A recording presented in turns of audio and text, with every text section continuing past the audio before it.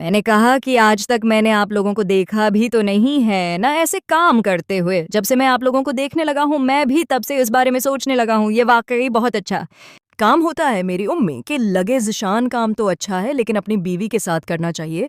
मैंने कहा उम्मी मेरी तो अभी शादी भी नहीं हुई और मैं अभी शादी करना भी नहीं चाहता। आज मैंने हमने दल में ये सोच लिया था कि मैं अपनी उम्मी के साथ वो वाला काम तो आज रात हर हाल में करके ही रहूँगा, वरना कल तो मेरा अबू आने वाला था, फिर मुझे मुश्किल से मिलना था। अभी मैं ये पूछ रहा था तो मालिक मकान की बेटी मेरा भी आ गए।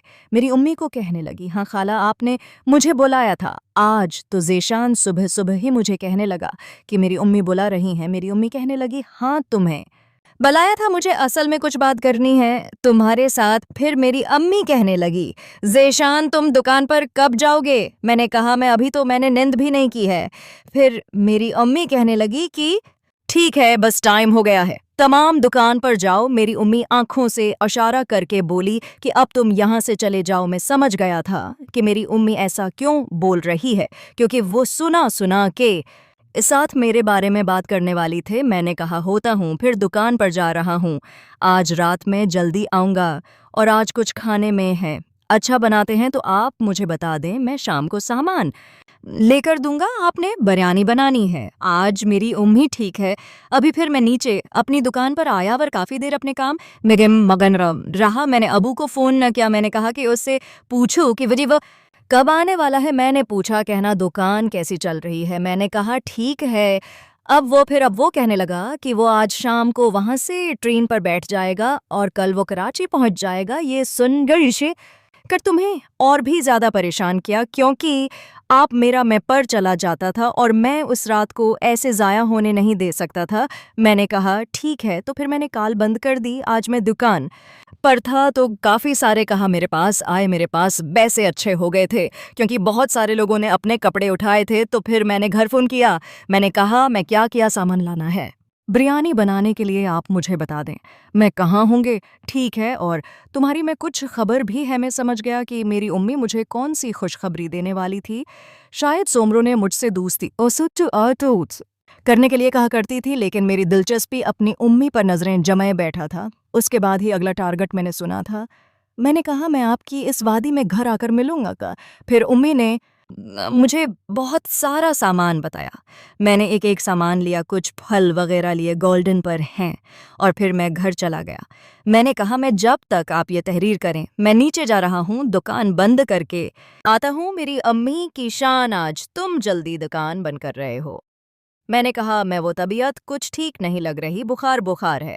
अब मैंने दिल में ये सोचा था कि मैं बुखार का बहाना बना के अपनी उम्बा का को बोलूँगा कि वो मेरी टांगें दबा दे, क्योंकि बुखार की वजह से है। मेरा सिर और टांगें बहुत दिख रही हैं। और फिर उसी तरह मेरी चाहिए दुकान बंद की।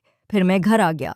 मेरी अम्मी कुछ में काम कर रहे थे। मैंने कहा मैं आज तबीयत खराब लग रही है। मेरी अम्मी की शान में तुम्हारी ये बिना रही हूँ, वो भी जिंदगी में पहली दफ़ा यूट्यूब पर वीडियो देखकर। मैंने कहा ठीक है। मैं मेरी दिलचस्पी बिरयानी में भी नहीं थे। आज मेरा कुछ और खाने को दिल की तमन्ना में कहने लगे, ज़ेशान तुम एक काम करो, जब तक मेरी जान बनाती हो तो बात सो फेसद हो जाओ। शायद थकान की वजह से तुम्हें तबीयत ठीक नहीं है। मैंने कहा ठीक है। मैं बारिशों में फरी हुआ। मैंने समझा कि मैं किचन में काम कर रही होगी, तो मैं अपने कपड़े मैंने ऐसे ही बाथरूम से निकल आया। मैं कमरे में आए तो मुझे अम्मी बेड की चादर ठीक कर रहे थे। उसने मुझे ऐसी हालत में देखेगा, मुझे कहने लगे जान ये तुम क्या कर रहे हो? कौन कहता है? मैंने कहा मैं मुझे पता ही नहीं चला। मैं समझा शायद आपकी नज़र में काम कर रही हैं। मेरी आंखें कहीं लगी, मुझे आवाज़ देते मैं तुम्हें उठा कर देती, लेकिन मेरी उम्मी ने मुझे ऐसी हालत में देख लिया था। फिर मेरी उम्मी कहने लगी ठीक है कोई बात नहीं। फिर मेरी उम्मी किचन में चली गई, मुझे आवाज़ दी, कहने लगी खाना निकाल दो। मैंने कहा मैं अभी तो दिल नहीं कर रहा था आने को। आप एक काम करें, मेरा सिर्फ टांगें काफ़ी दिख रहे हैं। आप ऐसा करें, मेरी टांगे दबा है, बल्कि हम पहले खाना खा लेते हैं। मैं किचन का काम समेट लूँ और फिर तुम्हारी टांगे दबा देती हूँ। मैंने कहा ठीक है। फिर मैं बिरयानी प्लेटर में निकाल कर लाए, यानी बेहतर थी। इतनी अच्छी भी नहीं थी और इतनी बर्री नहीं थी। मुझसे पूछा ज़िशान दिन कैसी बनी है?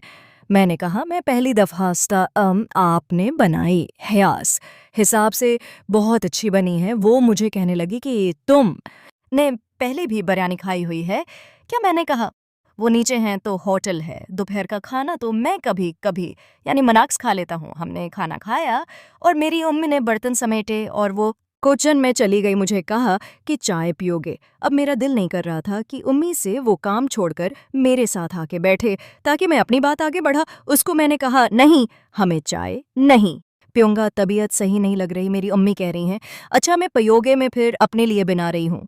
मैंने कहा ठीक है, और मैं इधर इंतज़ार करता रहा कि मेरी अम्मी कब आएगी फिर चाय बना के। अम्मी आई और उसके साथ बैठकर चाय पीने लगी। फिर मैंने अपनी अम्मी को कहा था, मैं आपको एक बात बोलूं, मैं आज नीचे नहीं सोऊंगा, मैं बैठे सोऊंगा। मेरी अम्मी कह रही थी कि जान नहीं, तुम्हारी तबीयत ठीक नहीं है, तुम बैठे हो, सो जाओ नीचे, मैं सो जाऊंगी। मैंने कहा नहीं नहीं, मैं इतना बड़ा बेटा है, आपको नीचे सोने की क्या ज़रूरत है?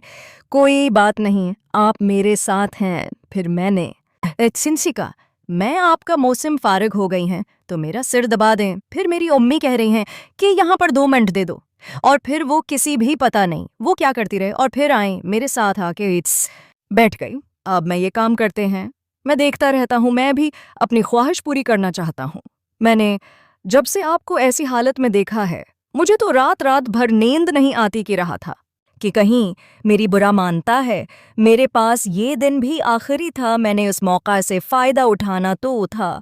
काफ़ी देर मेरे दिमाग में यही कुशमक्श जारी रही। फिर उम्मी आई, मुझे ज़ीशान लेट जाओ, मैं तुम्हारा सिर दब्बा देती हूँ। अब मैं सोच रहा था कि मैं बता दूँ। फिर मैंने कहा, मैं आपसे एक बात करना चाहता हूँ, अगर आप बुरा ना माने तो। फिर वो मुझे कहने की, हाफिज़ ज़ीशान, वो मुझे याद आया, मैंने भी तो तुम्हें खुशखबरी देनी थी। मैंने कहा, मैं बोले, वो कहने लगी, वो मुझसे बात की है। मैंने उसको बोला है कि ज़ीशान तुम्हें पसंद करता है और तुमसे शादी करना चाहता है, कि हम तुम्हारे घर आके तुम्हारे रिश्ते की बात चलाई तो मैं फ़ौरन मान गई। मैंने तुम्हें कहती थी कि वो तुम्हें पसंद करती है। फिर मैंने कहा, मैं आपको तो पिता है, मैं अभी शादी नहीं करना चाहता। आपने शादी की बात, क्योंकि मेरी उम्मी की नंगी फिल्में और क्या बोलते हैं कि खाली दोस्ती करो, अच्छा नहीं लगता ऐसे बोलने में। मैंने कहा, वो तो बात ठीक है।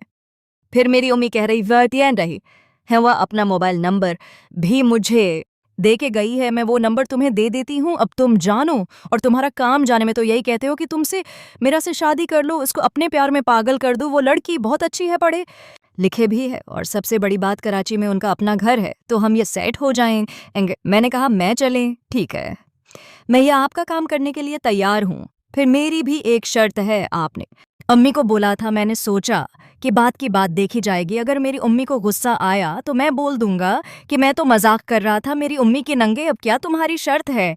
ये काम भी तो तुम्हारा है और तुम उल्टे मेरे साथ भी रख रहे हो। मैंने कहा, मैंने तो सिर्फ दोस्ती का बोला था, अब आप शादी का बोल रही हैं, तो मेरी भी शर्त है। मेरी अम्मी कह रही हैं, वो क्या? मैंने कहा, असल मैं बात यह है कि आप बुरा नहीं मानेंगी। फिर मेरी अम्मी कह गई, क्या बात है? बोलो दो दोस्तों, इस कहानी की अगली कस्त देखने के लिए चैनल को सब्सक्राइब कर लीजिए और बेल के आइकन को क्लिक कर लीजिए ताकि नहीं आने वाली किस्त इनको जल्द से जल्द मिल सके।